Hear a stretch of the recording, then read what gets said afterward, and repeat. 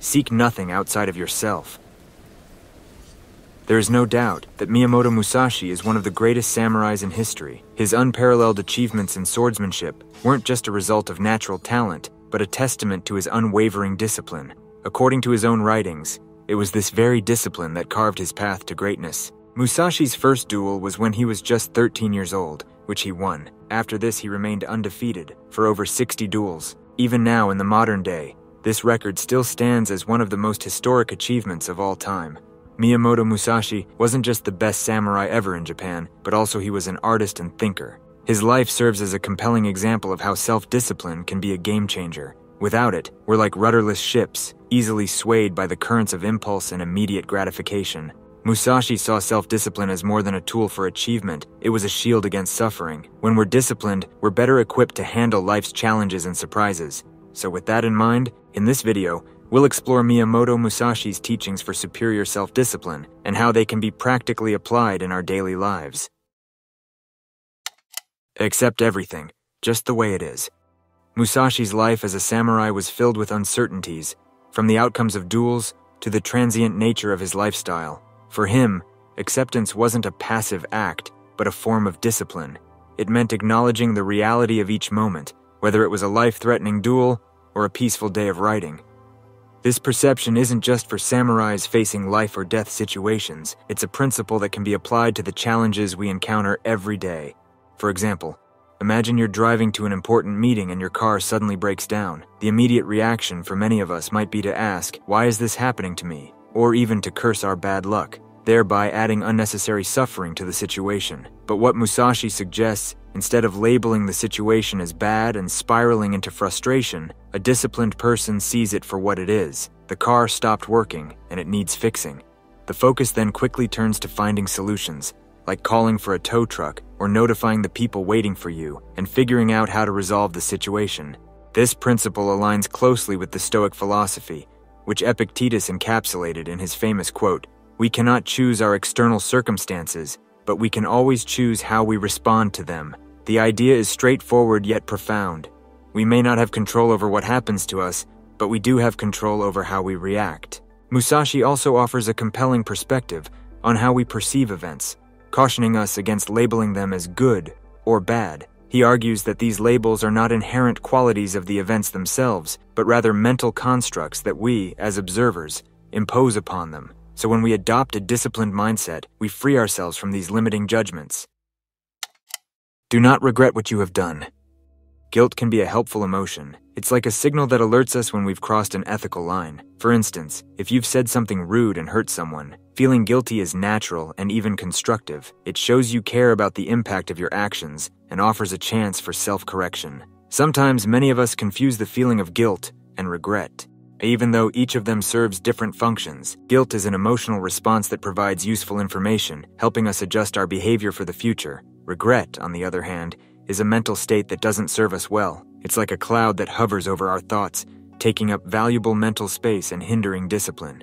Miyamoto Musashi didn't have the luxury to dwell on regret. He had to focus on the present moment and the actions that would keep him alive.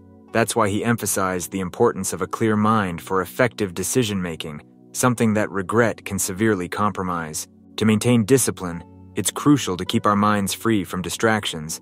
Regret is one such distraction. Whether you've blown your savings on a risky investment or pulled an all-nighter playing video games and missed an important class or work meeting, regret won't help you fix any of these situations. Instead of getting stuck in a cycle of regret, which often leads to feelings of helplessness, we should focus on taking proactive steps to remedy the situation. It's okay to make mistakes and learn from them. What's not okay is to let those mistakes turn into a pit of regret. We should aim to learn, improve, and move forward. Be indifferent to where you live. For Musashi, the location was secondary to the discipline and mindset he carried within himself. Whether he was in a peaceful temple or a chaotic battlefield, his inner state remained unshaken. Many of us might believe that a simple change of location will magically solve all our problems, leading to a happily ever after scenario. But Musashi is challenging this common notion and urging us to understand that the key to contentment isn't tied to a specific location. It's more about our mindset and how you engage with life. Happiness, at its core, is an internal state of mind. Sure, a new place might offer a temporary boost in mood, but if you're not fundamentally content or aligned with your life's purpose, that initial happiness will likely fade. Eventually, you'll find yourself back at square one. This echoes the words of Confucius, who said, "No matter where you go, there you are."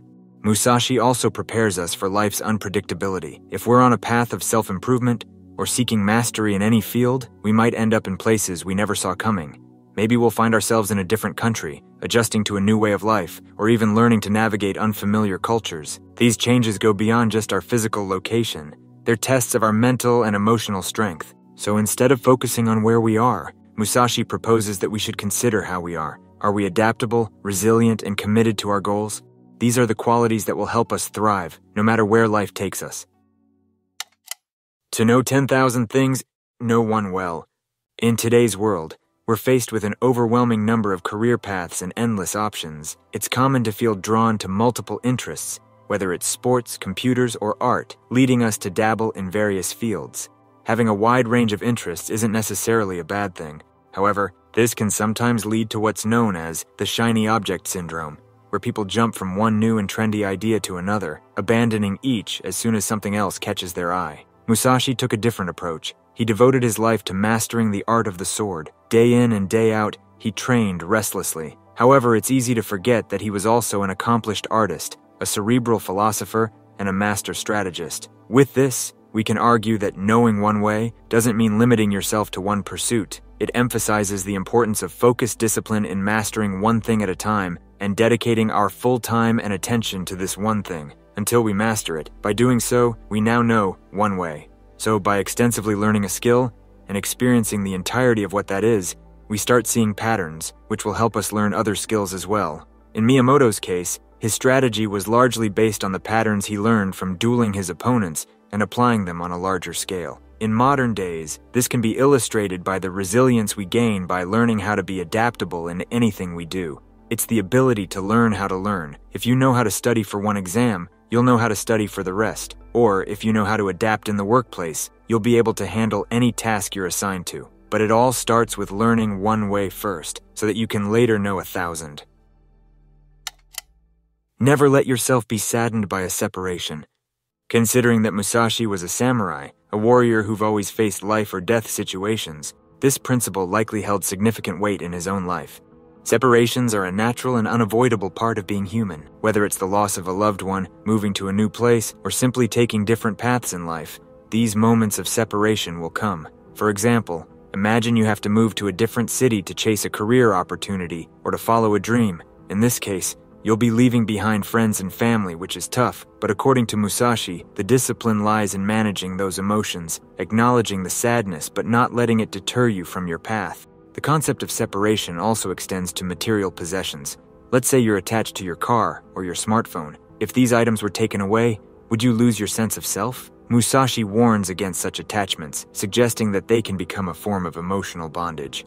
The discipline here is in the detachment, in understanding that while you can enjoy things, they shouldn't own you emotionally. Never be jealous. You might be thinking, what's the connection between jealousy and discipline? Well, Musashi's teachings often target the barriers that prevent us from being disciplined, and jealousy is definitely one of them. Let's say you're scrolling through social media and see a friend who's just landed a dream job or is traveling to exotic places. It's easy to feel a pang of jealousy, thinking you're missing out or not achieving enough. But here's the thing. Jealousy distracts you from focusing on your own path and self-improvement. Imagine if Musashi had spent his time being jealous of other swordsmen. Would he have become the legendary warrior we know today? Highly unlikely. In the samurai world, where life and death were separated by the thinnest of margins, there was no room for such distractions. Musashi focused on honing his own skills, perfecting his art, and understanding his own strengths and weaknesses. Jealousy would have been a waste of precious time and energy, resources that he could otherwise invest in becoming the best version of himself. And just like Musashi, you can't afford to squander your focus and allow yourself to get distracted by what others are doing. Especially in the age of social media, maintaining our discipline is more crucial than ever. So when jealousy tries to divert your attention, remember Musashi's unwavering focus and commitment to his craft. Use that as fuel to invest in yourself and to become the greatest samurai in your own field.